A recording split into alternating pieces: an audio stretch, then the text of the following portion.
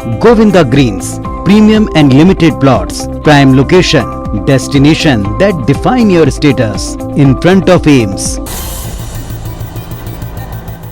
Break के बाद देश दुनिया की बड़ी खबरें देखेंगे फास्ट अंदाज में। रूस के राष्ट्रपति व्लादिमीर पुतिन आज भारत आएंगे। इस दौरान दोनों देशों के बीच 21वीं सालाना बैठक होगी। भारत और रूस के बीच 2+2 बातचीत भी होगी। पुतिन के साथ फॉरेन मिनिस्टर सर्गेई लावरोव और डिफेंस मिनिस्टर सर्गेई शोइगु भी भारत आएंगे। इस दौरान दोनों देश के भीतर AK-203 असॉल्ट राइफल के उत्पादन के लिए 5,100 करोड़ रुपए से ज्यादा के बड़े सौदे पर हस्ताक्षर करेंगे। सूत्रों के मुताबिक रूसी राष्ट्रपति अपनी 1 दिवसीय यात्रा के दौरान भारत को हथियार प्रणाली की डिलीवरी के प्रतीक के रूप में PM मोदी को S-400 एयर डिफेंस सिस्टम का मॉडल भी सौंपेंगे।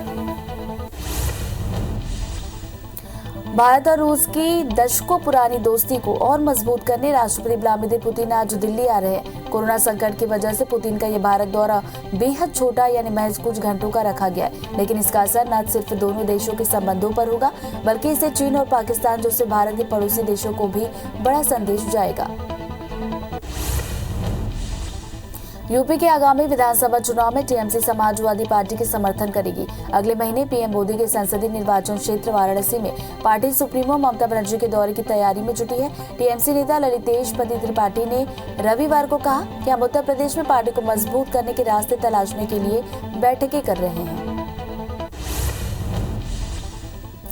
उत्तर प्रदेश में विधानसभा चुनाव से पहले उप मुख्यमंत्री दिनेश शर्मा की मौजूदगी में 11 नेताओं ने भाजपा का दामन थामा। इनमें पश्चिमी क्षेत्र के समाजवादी, कांग्रेस, बहुजन समाजवादी पार्टी और निर्दलीय नेता शामिल हैं।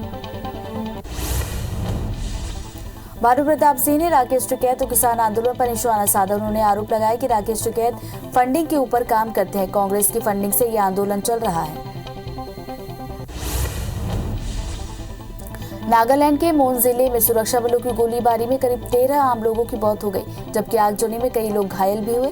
सीएम नेफ्यू रियो ने पूरे मामले पर उच्च स्तरीय जांच का वादा किया है। साथ ही लोगों से शांति और कानून व्यवस्था बनाए रखने की अपील की है। आंध्र प्रदेश के चित्तूर जिले में एक कार में आग लगने से 5 लोग जिंदा जल गए। दरअसल चंद्रगिरी मंडल के आगरलवा गांव के पास तेज रफ्तार से आ रही कार ने संतुलन खो दिया। कंट्रोल छूटने के बाद कार सड़क किनारे डिवाइडर से जा टकराई और कार में भयानक आग लगी। हादसे में 5 लोग जिंदा जल गए। न्यूजीलैंड के खिलाफ दूसरे टेस्ट मैच के तीसरे दिन टीम इंडिया जीत के करीब पहुंच गई है। 540 रनों के टारगेट के सामने न्यूजीलैंड ने स्टंप्स तक 140 रन पर 5 विकेट गंवा दिए। अश्विन ने 3 विकेट लिए। मैच में अभी 2 दिन का खेल बाकी है और भारत को जीत के लिए सिर्फ 5 विकेट चाहिए। वह न्यूजीलैंड को मैच जीतने के लिए 400 रन बनाने की जरूरत है। टीकाकरण पर राष्ट्रीय तकनीकी सलाहकार समूह की कोविड-19 कार्य समूह की आज बैठक होगी। इस बैठक में कोविड-19 की अतिरिक्त खुराक और बच्चों के टीकाकरण पर चर्चा की जाएगी। अधिकारियों के मुताबिक टीके की एक अतिरिक्त खुराक बूस्टर शॉट से अलग होती है। कोरोना वैक्सीन नए ओमिक्रॉन वेरिएंट पर भी असरदार है। ये कोरोना से बचाने में शील्ड की तरह काम करेगी। ये दावा CSIR for cellular and molecular biology के पूर्व प्रमुख डॉक्टर राकेश मिश्रा का है। उनका कहना है कि ये वायरस हल्के लक्षणों के साथ देश के प्रमुख शहरों में पहुंचेगा। नए वेरिएंट के खिलाफ हाइब्रिड इम्यूनिटी प्रभावशाली होगी, जो अच्छा संकेत है। देश में वैक्सीनेशन का काम तेजी से बढ़ रहा है। देश में वैक्सीनेशन का आंकड़ा 127 करोड़ 96 के पार चला गया, जिसमें 80 करोड़ 17 लाख से ज्यादा लोगों को पहला डोज और 47 करोड़ 78 लाख से ज्यादा लोगों को दोनों डोज लगे हैं। वहीं मध्य प्रदेश में 9 करोड़ और छत्तीसगढ़ में 2 करोड़ 67 लाख लोगों ने कोरोना की वैक्सीन लगवा ली। केंद्र शासित प्रदेश पुडुचेरी ने 100% टीकाकरण का लक्ष्य हासिल करने के लिए सभी व्यक्तियों के लिए कोविड रोधी टीका लगवाना अनिवार्य किया और कहा है कि टीकाकरण न करवाने वालों को कार्रवाई का सामना करना पड़ेगा। स्वास्थ्य और परिवार कल्याण सेवा के निदेशक जी श्रीरामुलु ने शनिवार रात एक आदेश में ये बात कही और कहा कि ये तत्काल प्रभाव से लागू होगा। दुनिया भर में कोरोना के मामले बढ़ते हुए 26 करोड़ 61 लाख के पार चले गए। वहीं कोरोना से मौत का आंकड़ा 52,70,000 के पार है। पूरी दुनिया में 23 करोड़ 97 लाख से ज्यादा मरीज कोरोना को हराकर स्वस्थ हो चुके हैं। वहीं दुनिया में एक्टिव मामले 2 करोड़ 11 लाख पहुंच गए। राजस्थान में कोरोना के नए वेरिएंट ने दस्तक दे दी। ओमिक्रॉन के एक साथ 9 केस मिलने से हड़कंप मच गया। जयपुर के आदर्श नगर में रहने वाले एक ही परिवार के सदस्यों में ओमिक्रॉन वेरिएंट पाया गया। बताया जा रहा है कि ये लोग हाल ही में दक्षिण अफ्रीका से वापस लौटे हैं। वहीं महाराष्ट्र में 7 लोग ओमिक्रॉन पॉजिटिव मिले। ये जानकारी राज्य के स्वास्थ्य विभाग ने दी है। बता दें कि महाराष्ट्र में अब तक ओमिक्रॉन के 8 केस सामने आ चुके हैं। राजस्थान में 9, महाराष्ट्र में 8, कर्नाटक में 2 और गुजरात और दिल्ली में एक मरीज मिलने के बाद अब भारत में ओमिक्रॉन के कुल 21 मरीज हो गए। तेजी से मरीजों की बढ़ती तादाद से स्वास्थ्य विभाग की चिंताएं बढ़ गई है। ऐसे में टेस्टिंग और एयरपोर्ट पर चेकिंग और भी बढ़ा दी गई है। ओमिक्रॉन के खतरे को देखते हुए एम्स के कोविड टास्क फोर्स के प्रमुख डॉक्टर नवनीत विग ने डॉक्टरों के साथ साथ नर्सिंग स्टाफ को भी मुस्तैद रहने की सलाह दी। इसके लिए 2 तरह की कमेटियों का गठन का प्रस्ताव है। डॉक्टर नवनीत ने सभी विभागों से अपने विभाग में नोडल पर्सन नियुक्त करने की सलाह दी है। रायपुर के पंडित रविशंकर शुक्ल विश्वविद्यालय के सेवानिवृत्त प्रोफेसर रमा पांडे ने कंप्यूटेशनल मॉडलिंग सॉफ्टवेयर के जरिए कोरोना वायरस और 15 दवाइयों को प्रभावी बताया। सभी के परिणाम उत्साहवर्धक है। उन्होंने दावा किया कि 15 उत्पाद कोरोना की संरचना को प्रभावित करने में कारगर है। मध्य प्रदेश की राजधानी भोपाल अब कोरोना स्पॉट सिटी बन रहा है। प्रदेश में सबसे ज्यादा राजधानी में कोरोना संक्रमण के मरीज मिले हैं। भोपाल में बीते 16 दिनों में सबसे ज्यादा 115 संक्रमित मरीज सामने आए। औसतन राजधानी में 7 मामले रोज आ रहे हैं। वहीं पूरे प्रदेश में बीते 17 दिनों में 255 कोरोना संक्रमित मिले।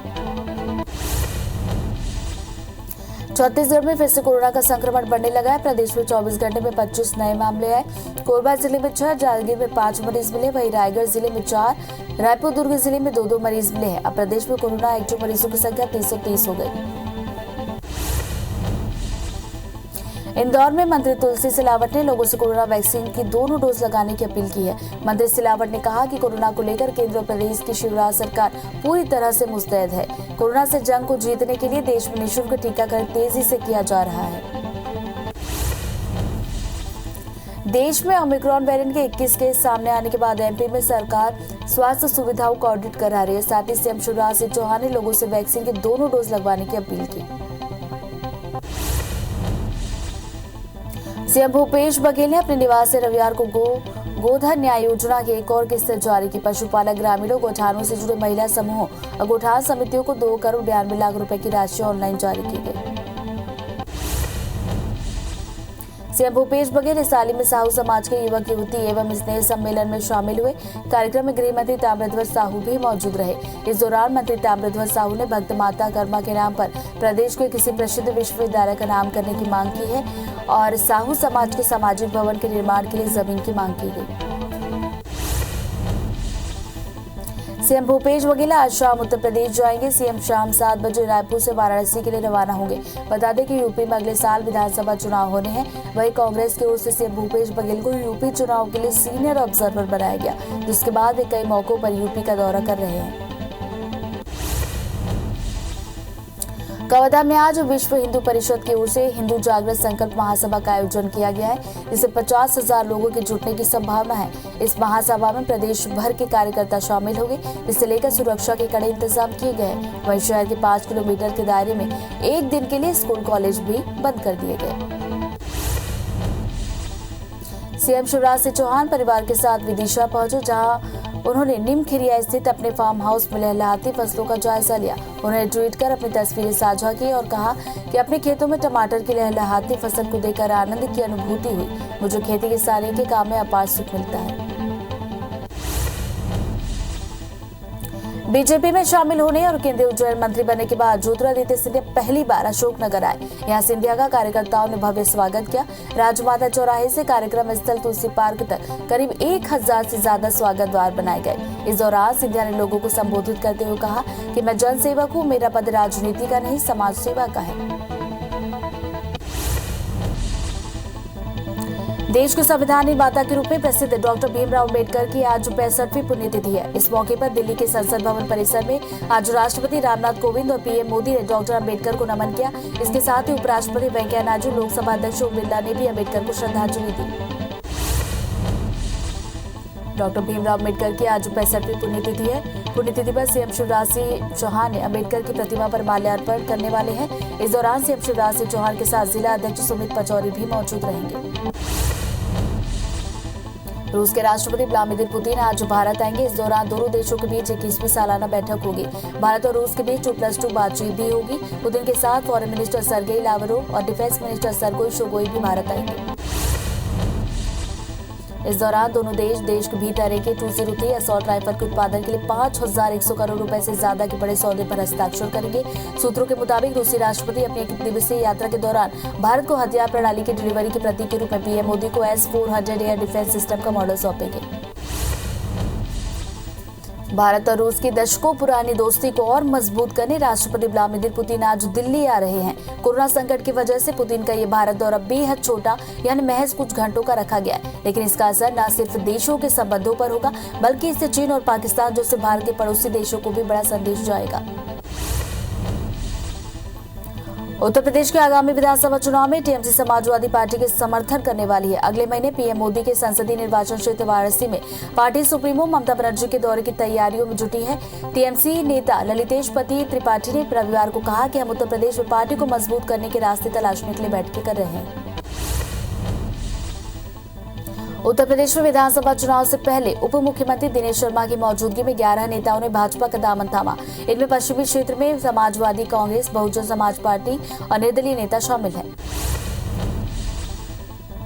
भानु प्रताप सिंह ने राकेश टिकैत और किसान आंदोलन पर निशाना साधा। उन्होंने आरोप लगाया कि राकेश टिकैत फंडिंग के ऊपर काम करते हैं। कांग्रेस की फंडिंग से यह आंदोलन चल रहा है। नागालैंड के मोन जिले में सुरक्षा बलों की गोलीबारी में करीब 13 आम लोगों की मौत हो गई, जबकि आगजनी में कई लोग घायल हुए। सीएम नेफ्यू रियो ने पूरे मामले पर उच्च स्तरीय जांच का वायदा किया है। साथ ही लोगों से शांति और कानून व्यवस्था बनाए रखने की अपील की।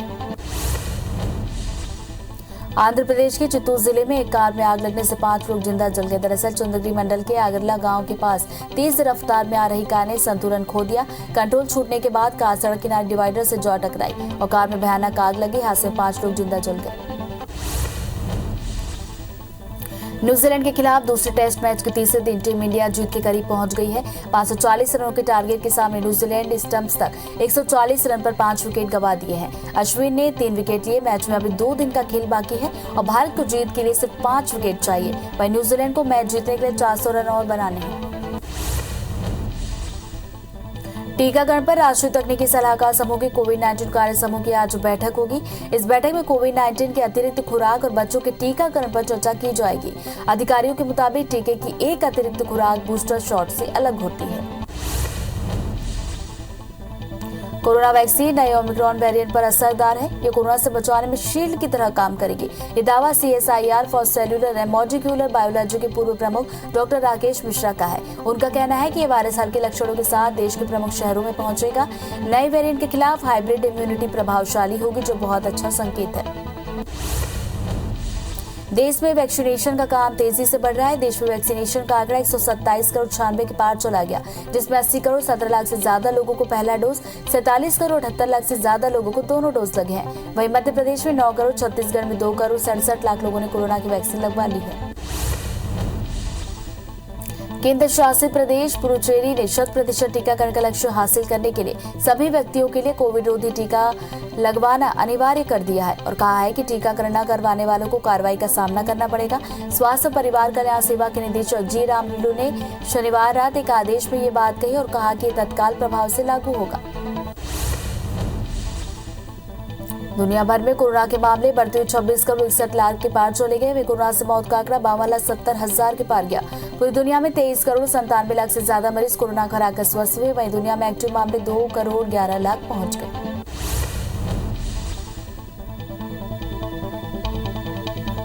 राजस्थान में कोरोना के नए वेरिएंट ने दस्तक दे दी है। ओमिक्रॉन के एक साथ 9 केस मिलने से हड़कंप मच गया। जयपुर के आदर्श नगर में रहने वाले एक परिवार के सदस्यों में ओमिक्रॉन वेरिएंट पाया गया।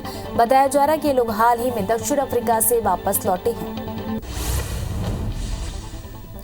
वहीं महाराष्ट्र में 7 लोग ओमिक्रॉन पॉजिटिव मिले। ये जानकारी राज्य के जन स्वास्थ्य विभाग ने दी है। बता दें कि महाराष्ट्र में अब तक ओमिक्रॉन के कुल 8 मामले सामने आ चुके हैं। राजस्थान में 9, महाराष्ट्र में 8, कर्नाटक में 2 और गुजरात और दिल्ली में एक मरीज मिलने के बाद अब भारत में ओमिक्रॉन के कुल 21 मरीज हो गए हैं। तेजी से मरीजों की बढ़ती तादाद से स्वास्थ्य विभाग भी चिंतित है। ऐसे में टेस्टिंग और एयरपोर्ट पर चेकिंग और बढ़ा दी गई है। ओमिक्रॉन के खतरे को देखते हुए एम्स के कोविड टास्क फोर्स के प्रमुख डॉक्टर नवनीत विक ने डॉक्टरों के साथ साथ नर्सिंग स्टाफ को भी मुस्तैद रहने की सलाह दी है। इसके लिए 2 तरह की कमेटियों के गठन का प्रस्ताव है। डॉक्टर नवनीत ने सभी विभागों से अपने विभाग में नोडल पर्सन नियुक्त करने की सलाह दी है। रायपुर के पंडित रविशंकर शुक्ल विश्वविद्यालय की सेवानिवृत्त प्रोफेसर रमा पांडे ने कंप्यूटेशनल मॉडलिंग सॉफ्टवेयर के जरिए कोरोना वायरस पर 15 दवाइयों को प्रभावी बताया है। सभी के परिणाम उत्साहवर्धक है। उन्होंने दावा किया कि ये 15 उत्पाद कोरोना की संरचना को प्रभावित करने के लिए कारगर हैं।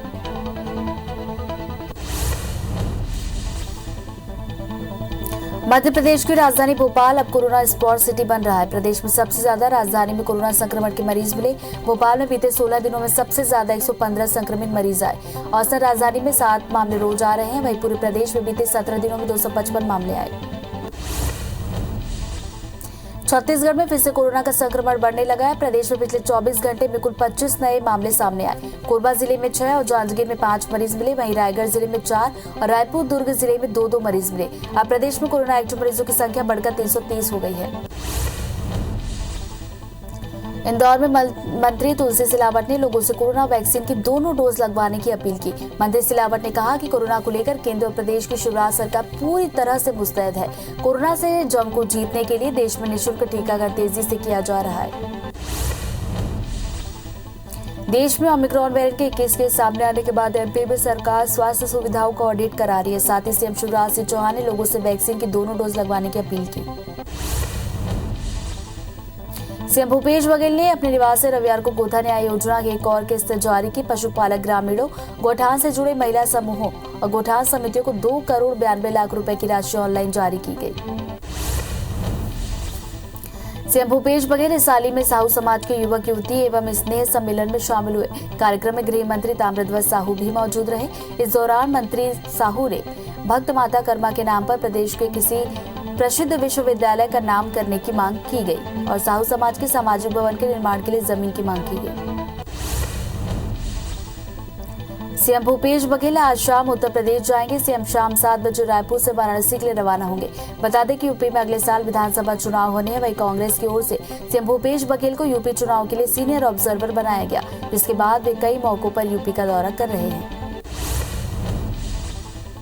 कवर्धा में आज विश्व हिंदू परिषद की ओर से हिंदू जागरण संकल्प महासभा का आयोजन किया गया, जिसे 50,000 लोगों के जुटने की संभावना है।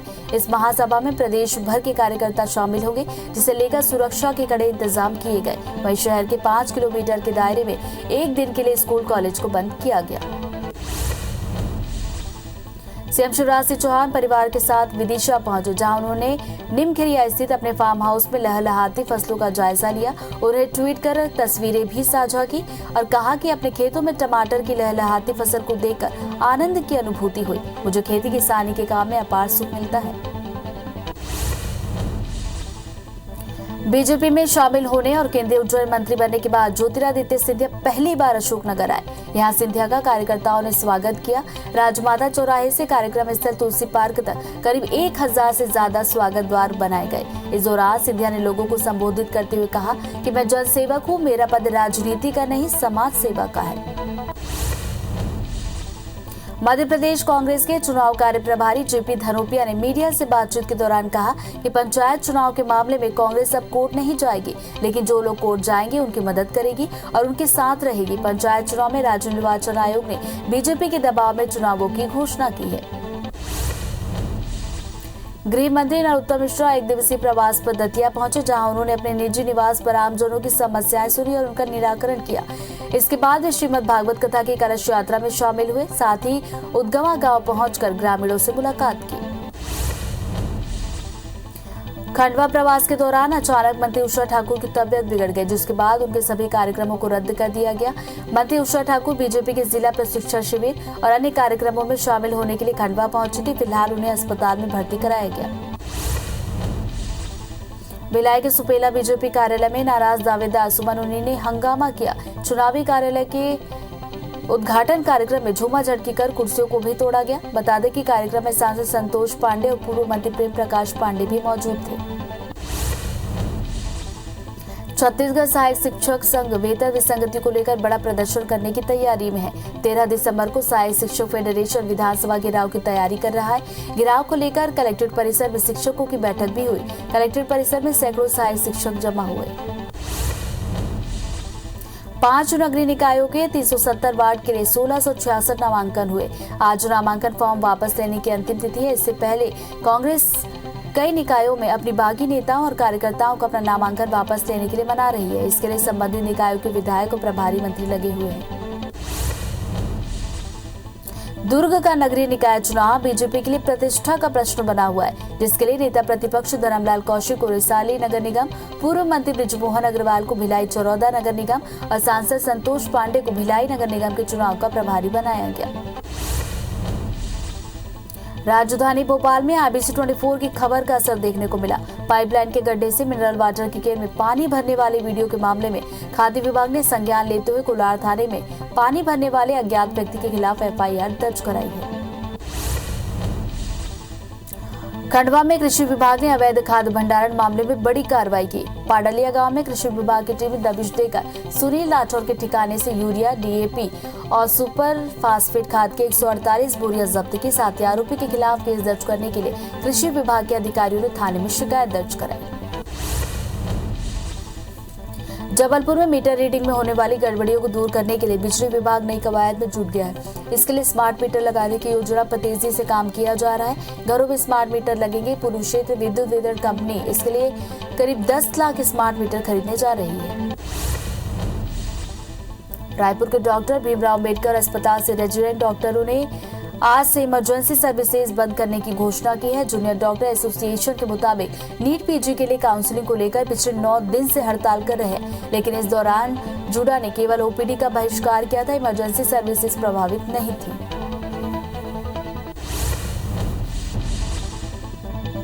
देश के संविधान निर्माता के रूप में प्रसिद्ध डॉक्टर भीमराव अंबेडकर की आज 65वीं पुण्यतिथि है। इस मौके पर दिल्ली के संसद भवन परिसर में आज राष्ट्रपति रामनाथ कोविंद और PM मोदी ने डॉक्टर अंबेडकर को नमन किया। इसके साथ ही उपराष्ट्रपति वेंकैया नायडू, लोकसभा अध्यक्ष ओम बिरला ने भी अंबेडकर को श्रद्धांजलि दी। डॉक्टर भीमराव अंबेडकर की आज 65वीं पुण्यतिथि है। पुण्यतिथि पर CM शिवराज सिंह चौहान ने अंबेडकर की प्रतिमा पर माल्यार्पण करने वाले हैं। इस दौरान CM शिवराज सिंह चौहान के साथ जिला अध्यक्ष सुमित पचौरी भी मौजूद रहेंगे। रूस के राष्ट्रपति व्लादिमीर पुतिन आज भारत आएंगे। इस दौरान दोनों देशों के बीच 21वीं सालाना बैठक होगी। भारत और रूस के बीच 2+2 बातचीत भी होगी। पुतिन के साथ फॉरेन मिनिस्टर सर्गेई लावरोव और डिफेंस मिनिस्टर सर्गेई शोइगु भी भारत आएंगे। इस दौरान दोनों देश के भीतर AK-203 असॉल्ट राइफल के उत्पादन के लिए 5100 करोड़ रुपए से ज्यादा के बड़े सौदे पर हस्ताक्षर करेंगे। सूत्रों के मुताबिक रूसी राष्ट्रपति अपनी 1 दिवसीय यात्रा के दौरान भारत को हथियार प्रणाली की डिलीवरी के प्रतीक के रूप में PM मोदी को S-400 एयर डिफेंस सिस्टम का मॉडल सौंपेंगे। भारत और रूस की दशकों पुरानी दोस्ती को और मजबूत करने राष्ट्रपति व्लादिमीर पुतिन आज दिल्ली आ रहे हैं। कोरोना संकट की वजह से पुतिन का ये भारत दौरा बेहद छोटा यानी महज कुछ घंटों का रखा गया है, लेकिन इसका असर न सिर्फ देशों के संबंधों पर होगा बल्कि इससे चीन और पाकिस्तान जैसे भारत के पड़ोसी देशों को भी बड़ा संदेश जाएगा। उत्तर प्रदेश के आगामी विधानसभा चुनाव में TMC समाजवादी पार्टी के समर्थन करने वाली है। अगले महीने PM मोदी के संसदीय निर्वाचन क्षेत्र वाराणसी में पार्टी सुप्रीमो ममता बनर्जी के दौरे की तैयारियों में जुटी है। TMC नेता ललितेश पति त्रिपाठी ने रविवार को कहा कि हम उत्तर प्रदेश में पार्टी को मजबूत करने के रास्ते तलाशने के लिए बैठकें कर रहे हैं। उत्तर प्रदेश में विधानसभा चुनाव से पहले उप मुख्यमंत्री दिनेश शर्मा की मौजूदगी में 11 नेताओं ने भाजपा का दामन थामा। इनमें पश्चिमी क्षेत्र में समाजवादी कांग्रेस, बहुजन समाज पार्टी और निर्दलीय नेता शामिल हैं। भानु प्रताप सिंह ने राकेश टिकैत और किसान आंदोलन पर निशाना साधा। उन्होंने आरोप लगाया कि राकेश टिकैत फंडिंग के ऊपर काम करते हैं। कांग्रेस की फंडिंग से आंदोलन चल रहा है। नागालैंड के मोन जिले में सुरक्षा बलों की गोलीबारी में करीब 13 आम लोगों की मौत हो गई, जबकि आगजनी में कई लोग घायल हुए। CM नेफ्यू रियो ने पूरे मामले पर उच्च स्तरीय जांच का वायदा किया है। साथ ही लोगों से शांति और कानून व्यवस्था बनाए रखने की अपील की। आंध्र प्रदेश के चित्तूर जिले में एक कार में आग लगने से 5 लोग जिंदा जल गए। दरअसल चंद्रगिरी मंडल के आगरला गांव के पास तेज रफ्तार में आ रही कार ने संतुलन खो दिया। कंट्रोल छूटने के बाद कार सड़क किनारे डिवाइडर से जा टकराई और कार में भयानक आग लगी। हादसे में 5 लोग जिंदा जल गए। न्यूजीलैंड के खिलाफ दूसरे टेस्ट मैच के तीसरे दिन टीम इंडिया जीत के करीब पहुंच गई है। 540 रनों के टारगेट के सामने न्यूजीलैंड स्टंप्स तक 140 रन पर 5 विकेट गंवा दिए हैं। अश्विन ने 3 विकेट लिए। मैच में अभी 2 दिन का खेल बाकी है और भारत को जीत के लिए सिर्फ 5 विकेट चाहिए। वहीं न्यूजीलैंड को मैच जीतने के लिए 400 रन और बनाने हैं। टीकाकरण पर राष्ट्रीय तकनीकी सलाहकार समूह की कोविड-19 कार्य समूह की आज बैठक होगी। इस बैठक में कोविड-19 के अतिरिक्त खुराक और बच्चों के टीकाकरण पर चर्चा की जाएगी। अधिकारियों के मुताबिक टीके की एक अतिरिक्त खुराक बूस्टर शॉट से अलग होती है। कोरोना वैक्सीन नए ओमिक्रॉन वेरिएंट पर असरदार है। ये कोरोना से बचाने में शील्ड की तरह काम करेगी। ये दावा CSIR for cellular and molecular biology के पूर्व प्रमुख डॉक्टर राकेश मिश्रा का है। उनका कहना है कि ये वायरस हल्के लक्षणों के साथ देश के प्रमुख शहरों में पहुंचेगा। नए वेरिएंट के खिलाफ हाइब्रिड इम्यूनिटी प्रभावशाली होगी, जो बहुत अच्छा संकेत है। देश में वैक्सीनेशन का काम तेजी से बढ़ रहा है। देश में वैक्सीनेशन का आंकड़ा 127 करोड़ 96 के पार चला गया, जिसमें 80 करोड़ 17 लाख से ज्यादा लोगों को पहला डोज, 47 करोड़ 78 लाख से ज्यादा लोगों को दोनों डोज लगे हैं। वहीं मध्य प्रदेश में 9 करोड़, छत्तीसगढ़ में 2 करोड़ 67 लाख लोगों ने कोरोना की वैक्सीन लगवा ली है। केंद्र शासित प्रदेश पुडुचेरी ने 100% टीकाकरण का लक्ष्य हासिल करने के लिए सभी व्यक्तियों के लिए कोविड रोधी टीका लगवाना अनिवार्य कर दिया है और कहा है कि टीकाकरण न करवाने वालों को कार्रवाई का सामना करना पड़ेगा। स्वास्थ्य परिवार कल्याण सेवा के निदेशक जी रामलुलु ने शनिवार रात एक आदेश में ये बात कही और कहा कि ये तत्काल प्रभाव से लागू होगा। दुनिया भर में कोरोना के मामले बढ़ते हुए 26 करोड़ 61 लाख के पार चले गए। कोरोना से मौत का आंकड़ा 52,70,000 के पार गया। पूरी दुनिया में 23 करोड़ 97 लाख से ज्यादा मरीज कोरोना को हराकर स्वस्थ हुए। वहीं दुनिया में एक्टिव मामले 2 करोड़ 11 लाख पहुंच गए।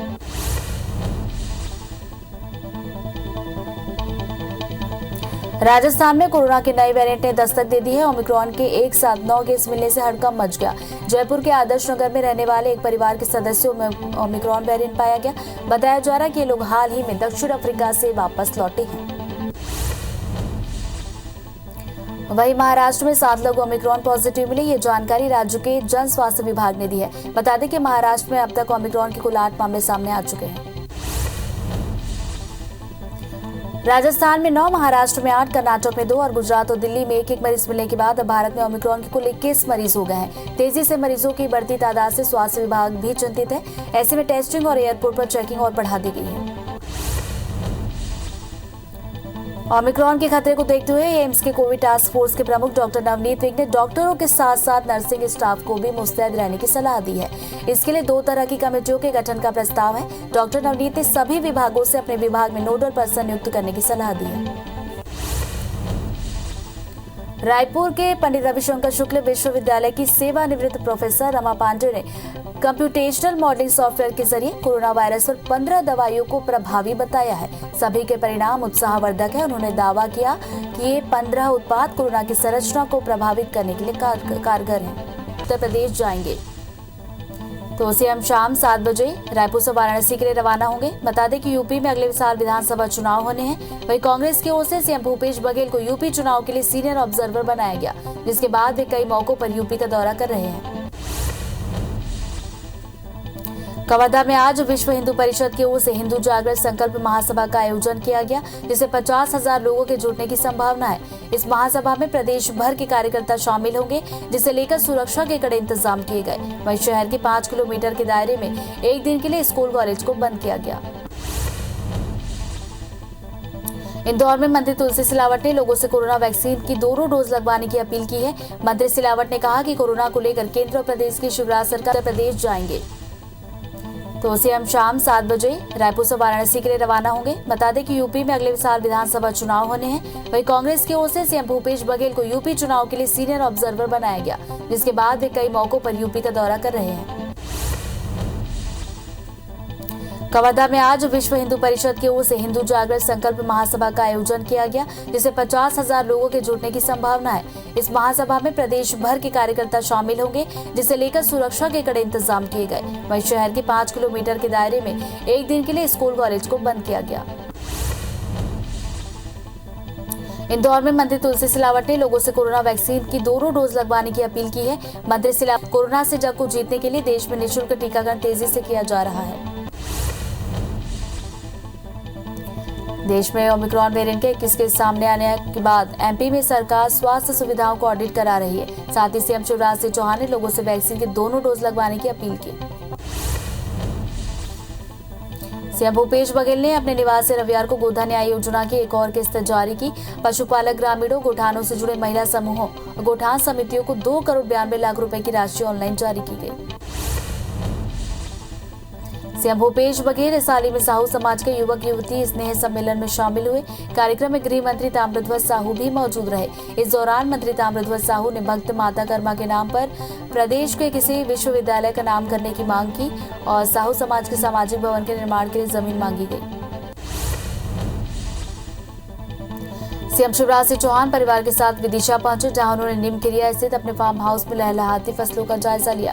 उन्होंने ट्वीट कर अपनी तस्वीरें भी साझा की और कहा कि अपने खेतों में टमाटर की लहलहाती फसल को देखकर आनंद की अनुभूति हुई। मुझे खेती किसानी के काम में अपार सुख मिलता है। बीजेपी में शामिल होने और केंद्रीय उड्डयन मंत्री बनने के बाद ज्योतिरादित्य सिंधिया पहली बार अशोकनगर आए। यहां सिंधिया का कार्यकर्ताओं ने भव्य स्वागत किया। राजमाता चौराहे से कार्यक्रम स्थल तुलसी पार्क तक करीब 1000 से ज्यादा स्वागत द्वार बनाए गए। इस दौरान सिंधिया ने लोगों को संबोधित करते हुए कहा कि मैं जनसेवक हूं और मेरा पद राजनीति का नहीं बल्कि समाज सेवा का है। मध्य प्रदेश कांग्रेस के चुनाव कार्य प्रभारी जेपी धनोपिया ने मीडिया से बातचीत के दौरान कहा कि पंचायत चुनाव के मामले में कांग्रेस अब कोर्ट नहीं जाएगी, लेकिन जो लोग कोर्ट जाएंगे उनकी मदद करेगी और उनके साथ रहेगी। पंचायत चुनाव में राज्य निर्वाचन आयोग ने बीजेपी के दबाव में चुनावों की घोषणा की है। गृह मंत्री नरोत्तम मिश्रा एक दिवसीय प्रवास पर दतिया पहुंचे, जहां उन्होंने अपने निजी निवास पर आमजनों की समस्याएं सुनी और उनका निराकरण किया। इसके बाद वे श्रीमद् भागवत कथा की कलश यात्रा में शामिल हुए। साथ ही उदगवा गांव पहुंचकर ग्रामीणों से मुलाकात की। खंडवा प्रवास के दौरान अचानक मंत्री उषा ठाकुर की तबियत बिगड़ गई, जिसके बाद उनके सभी कार्यक्रमों को रद्द किया गया। मंत्री उषा ठाकुर बीजेपी के जिला प्रशिक्षण शिविर और अन्य कार्यक्रमों में शामिल होने खंडवा पहुंची थी। फिलहाल उन्हें अस्पताल में भर्ती कराया गया। भिलाई के सुपेला बीजेपी कार्यालय में नाराज दावेदार सुमन उन्नी ने हंगामा किया। चुनावी कार्यालय के उद्घाटन कार्यक्रम में झूमा झटकी कर कुर्सियों को भी तोड़ा गया। बता दें कि कार्यक्रम में सांसद संतोष पांडे और पूर्व मंत्री प्रेम प्रकाश पांडे भी मौजूद थे। छत्तीसगढ़ सहायक शिक्षक संघ वेतन विसंगति को लेकर बड़ा प्रदर्शन करने की तैयारी में है। 13 दिसंबर को सहायक शिक्षक फेडरेशन विधानसभा घेराव की तैयारी कर रहा है। घेराव को लेकर कलेक्ट्रेट परिसर में शिक्षकों की बैठक भी हुई। कलेक्ट्रेट परिसर में सैकड़ों सहायक शिक्षक जमा हुए। 5 नगरीय निकायों के 370 वार्ड के लिए 1666 नामांकन हुआ है। आज नामांकन फॉर्म वापस लेने की अंतिम तिथि है। इससे पहले कांग्रेस कई निकायों में अपनी बागी नेताओं और कार्यकर्ताओं को अपना नामांकन वापस लेने के लिए मना रही है। इसके लिए संबंधित निकायों के विधायक और प्रभारी मंत्री लगे हुए हैं। दुर्ग का नगरीय निकाय चुनाव बीजेपी के लिए प्रतिष्ठा का प्रश्न बना है, जिसके लिए नेता प्रतिपक्ष धर्मलाल कौशिक और रिसाली नगर निगम पूर्व मंत्री बृजमोहन अग्रवाल को भिलाई चरौदा और सांसद संतोष पांडे को भिलाई नगर निगम के चुनाव को प्रभारी बनाया गया। राजधानी भोपाल में IBC 24 की खबर का असर देखने को मिला। पाइपलाइन के गड्ढे से मिनरल वाटर की कैन में पानी भरने वाले वीडियो के मामले में खाद्य विभाग ने संज्ञान लेते हुए कोलार थाने में पानी भरने वाले अज्ञात व्यक्ति के खिलाफ FIR दर्ज की। खंडवा में कृषि विभाग ने अवैध खाद भंडारण मामले में बड़ी कार्रवाई की। पाडलिया गांव में कृषि विभाग की टीम ने दबिश देकर सुनील राठौर के ठिकाने से यूरिया, DAP और सुपर फास्फेट खाद की 148 बोरियां जब्त की। साथ ही आरोपी के खिलाफ केस दर्ज करने के लिए कृषि विभाग के अधिकारियों ने थाने में शिकायत दर्ज कराई। जबलपुर में मीटर रीडिंग में होने वाली गड़बड़ियों को दूर करने के लिए बिजली विभाग नई कवायद में जुट गया है। इसके लिए स्मार्ट मीटर लगाने की योजना पर तेजी से काम हो रहा है। जल्द ही घरों में स्मार्ट मीटर लगेंगे। पूर्व क्षेत्र विद्युत वितरण कंपनी इसके लिए करीब 10 लाख स्मार्ट मीटर खरीदने जा रही है। रायपुर के डॉक्टर भीमराव अंबेडकर अस्पताल के रेजिडेंट डॉक्टर ने आज इमरजेंसी सर्विसेज बंद करने की घोषणा की। जूनियर डॉक्टर एसोसिएशन के मुताबिक नीट PG के लिए काउंसलिंग को लेकर पिछले 9 दिन से हड़ताल पर है, लेकिन इस दौरान जुडा ने केवल OPD का बहिष्कार किया था। इमरजेंसी सर्विसेज प्रभावित नहीं हुई थी। उज्जैन में 2 अलग अलग सड़क हादसों में 3 लोगों की मौत हो गई। पहली घटना नागदा बड़नाग के बाईपास की है, जहां बाइक और लोडिंग वाहन की टक्कर में 2 लोगों की मौत हुई। वहीं नागदा खाचरोड रोड पर एक कार और पिकअप की भिड़ंत हुई, जिसमें कार सवार एक युवक की मौके पर मौत हुई, 2 घायल हुए। कबीरधाम जिला के पंडरिया थाना अंतर्गत बिशेसरा में मोड़ के पास मवेशियों से भरा ट्रक अनियंत्रित होकर पलट गया। 2 मवेशियों की मौत हुई है, 8 मवेशी घायल हुए। ट्रक पलटने के बाद ट्रक चालक और हेल्पर मौके से फरार हुए। बताया जा रहा है कि मवेशियों का अवैध रूप से परिवहन किया जा रहा था। सुकमा के जिला मुख्यालय के पुलिस लाइन में एक सड़क हादसा हो गया। हादसे में एसआई की मौत हो गई, वहीं 2 लोग गंभीर रूप से घायल हुए। घायलों को जिला अस्पताल में इलाज के बाद मेकाज रेफर किया गया। बता दें कि दोनों ओर से वाहनों में भिड़ंत हुई थी। शाजापुर के भूरिया खजूरिया गांव में तालाब में 3 मासूम बच्चों के शव मिलने से सनसनी फैल गई। तीनों बच्चे कल स्कूल लौटने के बाद गायब थे। आज खोजने पर गांव के पास के ही तालाब में तीनों के शव मिले हैं। मौके पर पहुंची पुलिस ने तीनों के शव को पीएम के लिए भेज दिया।